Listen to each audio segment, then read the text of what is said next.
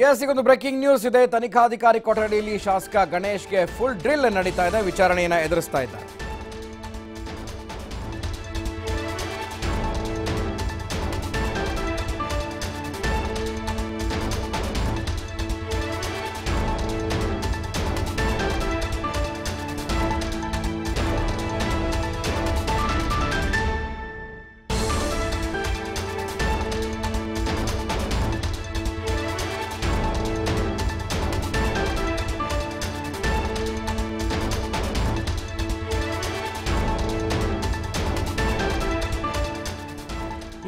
ತನಿಖಾಧಿಕಾರಿ ಕೊಠಡಿಯಲ್ಲಿ ಶಾಸಕ ಗಣೇಶ್ಗೆ full drill ನಡೀತಾ ಇದೆ. ಈ ವೇಳೆ ಸಂಬಂಧಿಗಳನ್ನು ಠಾಣೆಗೆ ಕರೆಸಿಕೊಂಡಿದ್ದಾರೆ ಪೊಲೀಸರು. ವಿಚಾರಣಾ ಕೊಠಡಿಗೆ ಗಣೇಶ್ ಸಂಬಂಧಿಗಳನ್ನು ಪೊಲೀಸ್ ಕರೆಸಿಕೊಂಡಿದ್ದಾರೆ. ವಿಚಾರಣೆಯನ್ನು ನಡೆಸ್ತಾ ಇದ್ದಾರೆ. ನೀಲಕಂಠ, ವೆಂಕಟೇಶ್ ಇವರು ಕಂಪ್ಲಿ ಶಾಸಕ ಗಣೇಶ ಸಂಬಂಧಿಗಳು. ಅವರನ್ನು ಕೂಡ ವಿಚಾರಣೆಯ ಸಂದರ್ಭದಲ್ಲಿ ಸ್ಟೇಷನ್ಗೆ ಕರೆಸಿಕೊಂಡಿದ್ದಾರೆ. ಇನ್ನು ಗಣೇಶ್ ಬಂಧನದ ಕುರಿತಾಗಿ ಸಹೋದರನಿಗೆ ಮಾಹಿತಿಯನ್ನು ಕೊಟ್ಟಿದ್ದಾರೆ ಪೊಲೀಸರು. 1 ತಿಂಗಳ ನಂತರ ಆದಂತಹ ಬಂಧನ ಇದು. ಗುಜರಾತ್ನಲ್ಲಿ ಕಂಪ್ಲಿ ಶಾಸಕ ಗಣೇಶನ್ನ ಬಂಧಿಸಿದ್ದಾರೆ. ಸೊ ಇದರೆಲ್ಲದರ ಬಗ್ಗೆ ಡೀಟೇಲ್ಸನ್ನು ಅವರ ಕುಟುಂಬಸ್ಥರಿಗೆ, ಅವರ ಸಹೋದರಿಗೂ ಕೂಡ ಕೊಟ್ಟಿದ್ದಾರೆ. ಸೊ ವಿಚಾರಣೆಯ ಒಂದು ಹಂತದಲ್ಲಿ ಕೂಡ ಇದೆಲ್ಲವನ್ನು ಕೂಡ ತಿಳಿಸಿದ್ದಾರೆ. ತನಿಖಾಧಿಕಾರಿಯ ಕೊಠಡಿಯಲ್ಲಿ ಇದೀಗ ಬಂಧಿಯಾಗಿದ್ದಾರೆ ಕಂಪ್ಲಿ ಶಾಸಕ ಗಣೇಶ್. ಸೊ ಈಗ ವಿಚಾರಣೆಯನ್ನು ಎದುರಿಸ್ತಾ ಇದ್ದಾರೆ.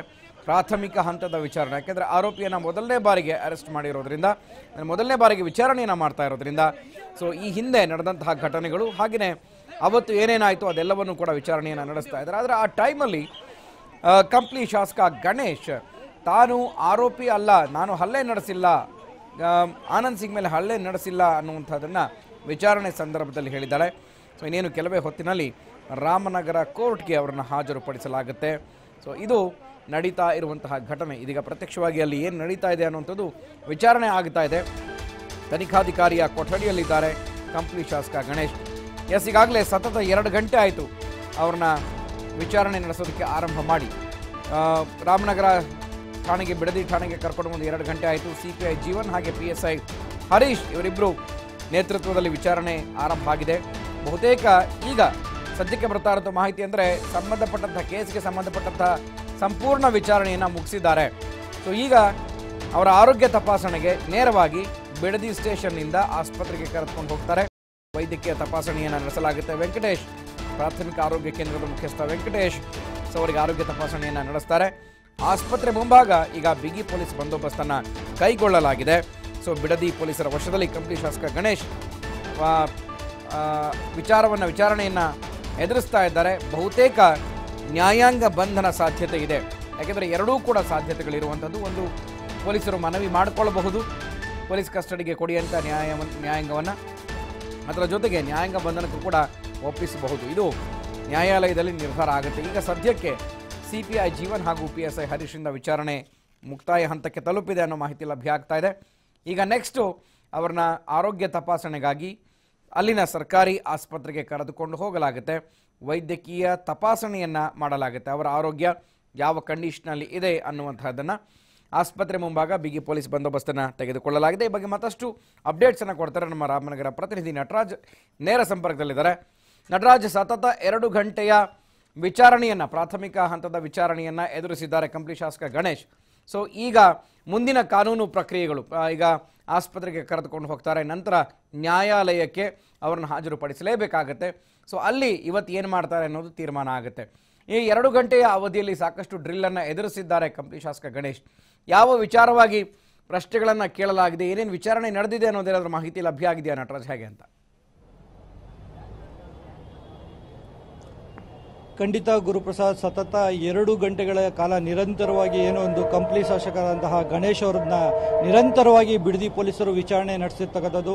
ಏನು ಒಂದು ಜನವರಿ 20ರಂದು ಬಿಡದಿಯ ಈಗಲ್ಟನ್ ರೆಸಾರ್ಟ್ನಲ್ಲಿ ಆನಂದ್ ಸಿಂಗ್ ಮತ್ತು ಕಂಪ್ಲಿ ಶಾಸಕ ಗಣೇಶ್ ನಡುವೆ ಏನು ಒಂದು ಜಗಳ ಆಗಿತ್ತು. ಈ ಜಗಳದ ಸಂಪೂರ್ಣದ ವಿವರವನ್ನು ಈಗಾಗಲೇ ಕೂಡ ಬಿಡದಿ ಪೊಲೀಸರು ಈಗ ನಡೆಸ್ತಾ ಇದ್ದಾರೆ. ಏನೋ ಒಂದು ತನಿಖಾಧಿಕಾರಿಯಾದಂತಹ ಜೀವನ್ ಹಾಗೂ ಬಿಡದಿಯ SI ಆದಂತಹ ಹರೀಶ್ ಅವರ ನೇತೃತ್ವ ತಂಡ ಈಗಾಗಲೇ ಕೂಡ ವಿಚಾರಣೆ ಕೂಡ ನಡೆಸ್ತಾ ಇರ್ತಕ್ಕಂಥದ್ದು. ನಡೆಸಿರ್ತಕ್ಕಂಥದ್ದು. ಈಗಾಗಲೇ ಕೂಡ ಸಂಪೂರ್ಣವಾಗಿ ಸತತ 2 ಗಂಟೆಗಳ ಕಾಲ ನಿರಂತರವಾಗಿ ವಿಚಾರಣೆ ನಡೆಸಿದರೆ ವಿಚಾರಣೆಯಲ್ಲಿ ಪ್ರಮುಖವಾದ ಹೈಲೈಟ್ಸ್ ಏನಪ್ಪಾ ಅಂದ್ರೆ ಈ ಪ್ರಕರಣದ ಸಂಪೂರ್ಣ ಏನು ಪ್ರಕರಣ ಆಯಿತು ಆ ಪ್ರಕರಣದ ಸಂಪೂರ್ಣದ ಮಾಹಿತಿಯನ್ನ ಕಂಪ್ಲಿ ಶಾಸಕ ಗಣೇಶ್ ಹೇಳಿರ್ತಕ್ಕಂಥದ್ದು. ಅಂದು ಏನೋ ಒಂದು 20ರಂದು ಏನೋ ಒಂದು ಆಕಸ್ಮಿಕವಾಗಿ ಈ ಘಟನೆ ಆಗಿದೆ. ನನಗೂ ಕೂಡ ಅವಾಗ ದೈಹಿಕವಾಗಿ ಆನಂದ್ ಸಿಂಗ್ ಮೇಲೆ ಯಾವುದೇ ರೀತಿಯಾದಂತಹ ಹಲ್ಲೆ ನಾನು ನಡೆಸಿಲ್ಲ. ನನಗೆ ಸಹೋದರ ಸಮಾನ ಆಗಿರ್ತಕ್ಕಂಥದ್ದು ಆನಂದ್ ಸಿಂಗ್. ನನ್ನ ಹಾಗೂ ಅವರ ನಡುವೆ ಯಾವುದೇ ರೀತಿಯಾದಂತಹ ವೈಯಕ್ತಿಕವಾಗಿ ಯಾವುದೇ ರೀತಿಯಾದಂತಹ ದ್ವೇಷ ಇಲ್ಲ. ಇದು ಈ ಪ್ರಕರಣದ ಸಂಪೂರ್ಣ ಅಂದ್ರೆ ಈ ಪ್ರಕರಣ ನಡೆದಾಗ ಏನೋ ಒಂದು ನರಸಿಂಹರಾಜ ಕ್ಷೇತ್ರದ ಶಾಸಕರಾದಂತಹ ತನ್ವೀರ್ ಶೇಟ್ ಹಾಗೂ ಭೀಮಾ ನಾಯಕ್ ಸೇರಿದಂತೆ 3 ಕೂಡ ಶಾಸಕರು ಅಲ್ಲಿ ಘಟನೆ ಸಂದರ್ಭದಲ್ಲಿ ಇದ್ರು. ಇದಲ್ಲದೆ ಕೂಡ ಈ ಘಟನೆ ಸಂಪೂರ್ಣ ಮಾಹಿತಿ ಕೂಡ ಅವರಲ್ಲಿದೆ. ಬೇಕಾದ್ರೆ ವಿಚಾರಣೆ ಕೂಡ ಅವ್ರನ್ನು ಕೂಡ ಮಾಡಬಹುದು.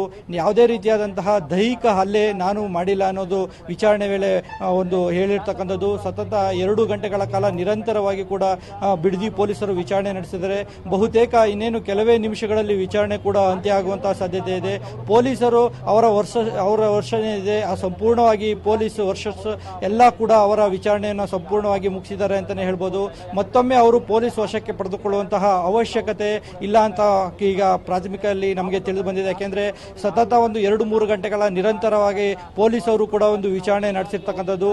ಮತ್ತೆ ಅವರು ತಮ್ಮ ಕಸ್ಟಡಿಗೆ ತೆಗೆದುಕೊಳ್ಳುವಂತಹ ಅವಶ್ಯಕತೆ ಇಲ್ಲಿ ಪೊಲೀಸ್ ಇಲಾಖೆಗೆ ಇಲ್ಲ ಅಂತ ಅನ್ಸುತ್ತೆ. ಯಾಕೆಂದ್ರೆ ಸಂಪೂರ್ಣ ಪ್ರಕರಣದ ಮಾಹಿತಿಯನ್ನ ಪೊಲೀಸ್ ಅವರು ಈಗ ಏನೋ ಒಂದು ಕಂಪ್ಲಿ ಶಾಸಕ ಗಣೇಶ್ ಅವರಿಂದ ಪಡೆದಿರ್ತಕ್ಕಂಥದ್ದು. ಇದಾದ ನಂತರ ಏನು ವಿಚಾರಣೆ ಮುಗಿದ ನಂತರ ಇಲ್ಲಿಂದ ನೇರವಾಗಿ ಏನೊಂದು ರಾಮನಗರ ಜಿಲ್ಲಾ ಆಸ್ಪತ್ರೆಗೆ ಅವರನ್ನ ಕಂಡೋಗ್ತಾರೆ. ಅಲ್ಲಿ ಕೂಡ ಡಾಕ್ಟರ್ ವೆಂಕಟೇಶ್ ಅವರ ನೇತೃತ್ವದ ತಂಡ ಅಲ್ಲಿ ಈಗಾಗಲೇ ಕೂಡ ಸಿದ್ಧತೆಯನ್ನ ಮಾಡ್ಕೊಂಡಿದ್ದಾರೆ. ರಾಮನಗರ ಜಿಲ್ಲಾ ಆಸ್ಪತ್ರೆಯಲ್ಲಿ ಕೂಡ ಏನೋ ಒಂದು ಕಂಪ್ಲಿ ಶಾಸಕ ಗಣೇಶ್ ಏನಿದ್ದಾರೆ ಅಲ್ಲಿ ಒಂದು ಅವರನ್ನ ಒಂದು ವೈದ್ಯಕೀಯ ತಪಾಸಣೆ ಕೂಡ ಮಾಡ್ತಾರೆ. ತದನಂತರ ಏನು ಒಂದು ವೈದ್ಯಕೀಯ ತಪಾಸಣೆ ನಂತರ ನೇರವಾಗಿ ಏನೋ ಒಂದು ಮಧ್ಯಾಹ್ನ ಒಂದು 3 ರಿಂದ 4 ಗಂಟೆಯ ಸಂದರ್ಭದಲ್ಲಿ ಅವರನ್ನ ಒಂದು ರಾಮನಗರ ಜಿಲ್ಲಾ ನ್ಯಾಯಾಲಯಕ್ಕೆ ಒಂದು ಹಾಜರುಪಡಿಸ್ತಾರೆ. ಅಲ್ಲಿ ನ್ಯಾಯಾಲಯ ಹಾಜರುಪಡಿಸಿದ ನಂತರ ಇವತ್ತು ಅವರಿಗೆ ಒಂದು ಜೆಸಿ ಅಂದ್ರೆ ನ್ಯಾಯಾಂಗ ವಶಕ್ಕೆ ಒಂದು ನೀಡುವಂತಹ ಬಹುತೇಕ ಸಾಧ್ಯತೆಗಳು ಹೆಚ್ಚಾಗಿವೆ ಅಂತಾನೆ ಹೇಳ್ಬೋದು ಗುರುಪ್ರಸಾದ್. ಓಕೆ, ಈಗ ಅವರ ಪರ ವಕೀಲರು ಯಾರಾದರೂ ಸ್ಟೇಷನ್ ಹತ್ತ ಇದ್ದಾರಾ? ಯಾಕೆಂದ್ರೆ ವಿಚಾರಣೆ ಕೂಡ ನಡೀತಾ ಇದೆ. ಸೊ ಹಿರಿಯ ವಕೀಲರು ಬರಬೇಕಾಗಿತ್ತು, ಆದರೆ ಕೋಲಾರದಲ್ಲಿ ಏನೋ ಕೆಲಸ ಇರೋದ್ರಿಂದ ಅದ್ರ ಬೇರೆ ಪ್ರಕರಣ ಇರೋದ್ರಿಂದ ಬರೋದಕ್ಕೆ ಸಾಧ್ಯ ಆಗಿಲ್ಲ ಅಂತ ಬೆಳಗ್ಗೆಷ್ಟೇ ವಕೀಲರು ಮಾತನಾಡ್ತಾ ಇದ್ರು ಅವರ ಪರವಾಗಿ. ಸೊ ಅವರು ಜೊತೆಯಲ್ಲಿದ್ದಾರಾ? ಇವಾಗ ಏನು ವಿಚಾರಣೆಯನ್ನು ಎದುರಿಸ್ತಾ ಇದ್ದಾರೆ ಕಂಪ್ಲಿ ಶಾಸಕ ಗಣೇಶ್. ಸೊ ನಂತರ ನ್ಯಾಯಾಲಯಕ್ಕೆ ಅವರನ್ನ ಪ್ರೊಡ್ಯೂಸ್ ಮಾಡ್ತಾರೆ. ಆ ಟೈಮಲ್ಲಿ ಏನಾದರೂ ಜೊತೆಯಲ್ಲಿ ಇರ್ತಾರಾ ಅಂತ? ಹಂಗೆ ಕೊಡಿಲ್ಲ ಗುರುಪ್ರಸಾದ್. ಈಗ ನಾವು ಬಿಡದಿ ಪೊಲೀಸ್ ಠಾಣೆಯ ಮುಂಭಾಗದಲ್ಲೇ ಇದ್ದೇವೆ. ನೀವು ಗಮನಿಸಬಹುದು ಈಗಾಗಲೇ ಕೂಡ ವಿಚಾರಣೆ ಕೂಡ ಅಂತ್ಯ ಆಗಿದೆ. ಈಗಾಗಲೇ ಕೂಡ ವಿಚಾರಣೆ ಪೂರ್ಣಗೊಳಿಸಿ ಈಗಾಗಲೇ ಕೂಡ ಅವರನ್ನ ಒಂದು ಕರೆದುಕೊಳ್ಳುವಂತಹ ದೃಶ್ಯವನ್ನ ಈಗ ನೇರವಾಗಿ ಈಗ ಗಮನಿಸಬಹುದು.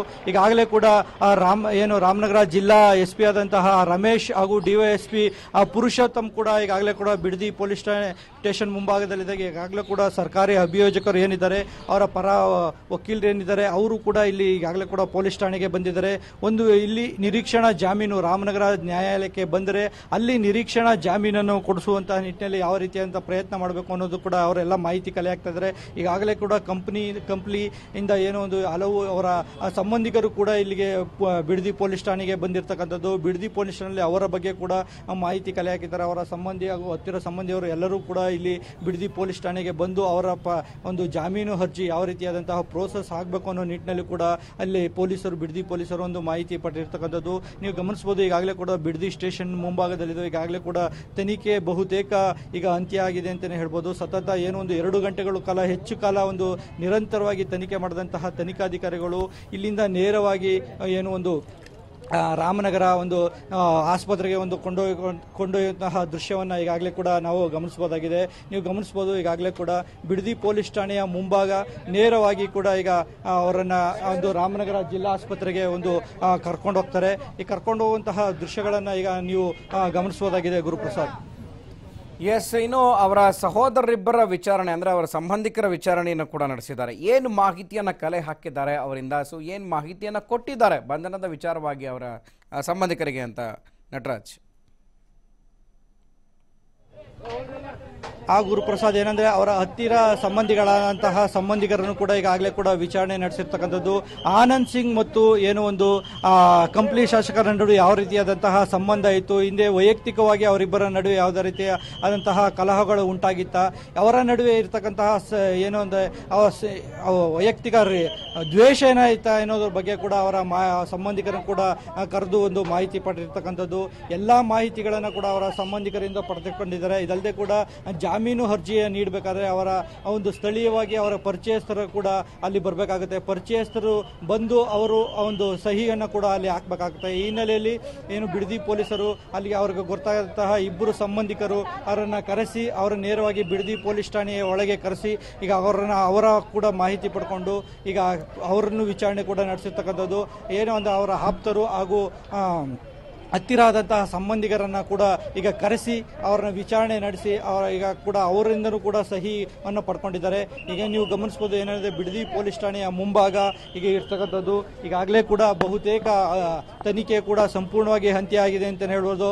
ಏನು ತನಿಖೆಯ ಸಂದರ್ಭದಲ್ಲಿ ಏನಂದ್ರೆ ಕಂಪ್ಲಿ ಶಾಸಕ ಏನು ಘಟನೆಯ ಸಂಪೂರ್ಣ ವಿವರವನ್ನ ಕೂಡ ಅವರು ಹೇಳಿರ್ತಕ್ಕಂಥದ್ದು.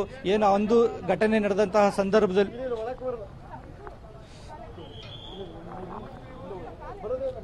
ಓಕೆ ಎಸ್ ನಟರಾಜ್ ಮತ್ತಷ್ಟು ಮಾಹಿತಿಯನ್ನು ಪಡ್ಕೊಳ್ತೀನಿ. ಥ್ಯಾಂಕ್ ಯು ಮಾಹಿತಿಯನ್ನು ಕೊಟ್ಟಿದ್ದಕ್ಕೆ. ಎಸ್, ನಾನು ಆನಂದ್ ಸಿಂಗ್ ಮೇಲೆ ಹಲ್ಲೆ ನಡೆಸಿಲ್ಲ, ಇದು ವಿಚಾರಣೆ ಸಂದರ್ಭದಲ್ಲಿ ಕಂಪ್ಲಿ ಶಾಸಕ ಗಣೇಶ್ ಹೇಳಿರುವಂಥದ್ದು. ಇನ್ನೇನು ಕೆಲವೇ ಹೊತ್ತಿನಲ್ಲಿ ಪ್ರಾಥಮಿಕ ಆರೋಗ್ಯ ತಪಾಸಣೆಯ ನಂತರ ಅವರನ್ನು ರಾಮನಗರ ಕೋರ್ಟ್ಗೆ ಹಾಜರುಪಡಿಸಲಾಗುತ್ತೆ. ನೋಡ್ತಾ ಇದ್ರಿ TV5 ಎಕ್ಸ್ಕ್ಲೂಸಿವ್ ನೇರ ಪ್ರಸಾರದ ದೃಶ್ಯಾವಳಿಗಳಲ್ಲಿ ಬಲಭಾಗದಲ್ಲಿ ನಿಮಗೆ ಕಾಣ್ತಾ ಇದೆ.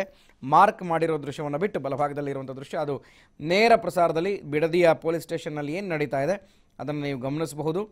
ಸೊ ಇನ್ನೇನು ಕೆಲವೇ ಕ್ಷಣಗಳಲ್ಲಿ ಅವ್ರನ್ನ ಪ್ರಾಥಮಿಕ ಆರೋಗ್ಯ ಕೇಂದ್ರಕ್ಕೆ ಕರೆದುಕೊಂಡು ಹೋಗಲಾಗುತ್ತೆ ರಾಮನಗರದಲ್ಲಿ. ಸೊ ನಂತರ ಅಲ್ಲಿ ಪ್ರಾಥಮಿಕ ಆರೋಗ್ಯ ತಪಾಸಣೆಯನ್ನು ಮಾಡಲಾಗುತ್ತೆ. ಸೊ ಅವರ ಹೆಲ್ತ್ ಕಂಡೀಷನ್ ಹೇಗಿದೆ, ಅವರು ಒಂದು ವೇಳೆ ಯಾಕೆ ನ್ಯಾಯಾಂಗ ಬಂಧನ ಅಥವಾ ಪೊಲೀಸ್ ಕಸ್ಟಡಿಗೆ ವಹಿಸಬೇಕಾದ್ರೆ ಅವರು ಹೆಲ್ತ್ ಫಿಸಿಕಲ್ ಆಗಿ ಕೂಡ ಫಿಟ್ ಆಗಿರಬೇಕಾಗುತ್ತೆ. ಅದರ ಬಗ್ಗೆ ಫಿಸಿಕಲ್ ಫಿಟ್ನೆಸ್ನ ಒಂದು ಸರ್ಟಿಫಿಕೇಟನ್ನು ಪಡ್ಕೊಳ್ತಾರೆ. ಸೊ ಡಾಕ್ಟರ್ ವೆಂಕಟೇಶ್ ಆ ಒಂದು ತಪಾಸಣೆಯನ್ನು ನಡೆಸಲಿದ್ದಾರೆ, ಎಲ್ಲ ರೀತಿಯ ತಪಾಸಣೆಯನ್ನು. ಸೊ ಬೆಳಗ್ಗೆ ಅಷ್ಟೇ ಅವ್ರನ್ನ ಕರೆದುಕೊಂಡು ಬರಲಾಗಿತ್ತು ಕಂಪ್ಲಿ ಶಾಸಕ ಗಣೇಶನ್ನ ಗುಜರಾತ್ನಿಂದ. ಸೊ ಈಗ 2 ಗಂಟೆಯ ವಿಚಾರಣೆಯನ್ನು ಎದುರಿಸಿದ ನಂತರ ಸಾಕಷ್ಟು ಮಾಹಿತಿಗಳನ್ನು ಕೊಟ್ಟಿದ್ದಾರೆ ಅನ್ನುವಂಥ ಮಾಹಿತಿ ಲಭ್ಯ ಆಗಿದೆ. ಈಗಲ್ಟನ್ ರೆಸಾರ್ಟ್ನಲ್ಲಿ ಏನು ನಡೀತೋ ಅವತ್ತು ಯಾರ್ಯಾರಿದ್ರು ಜೊತೆಯಲ್ಲಿ, ಯಾವ ಸಂದರ್ಭ ಆಗಿತ್ತು, ಹೇಗೆ ಮಾತಿಗೆ ಮಾತು ಬೆಳೀತು, ಯಾರು ಕೈ ಮಾಡಿದ್ರು, ಇದೆಲ್ಲವನ್ನು ಕೂಡ ವಿಚಾರಣೆಯನ್ನು ಎದುರಿಸಿದ್ದಾರೆ. ಸೊ ಇದೆಲ್ಲ ಮಾಹಿತಿಯನ್ನು ರೆಕಾರ್ಡ್ ಕೂಡ ಮಾಡಲಾಗಿದೆ, ವಿತ್ ವಿಡಿಯೋ ರೆಕಾರ್ಡಿಂಗನ್ನು ಕೂಡ ಮಾಡಲಾಗಿದೆ ಅನ್ನುವಂಥದ್ದು. ಸೊ ಅದನ್ನೆಲ್ಲವೂ ಕೂಡ ನ್ಯಾಯಾಲಯಕ್ಕೆ ಹಾಜರುಪಡಿಸಲಾಗುತ್ತೆ.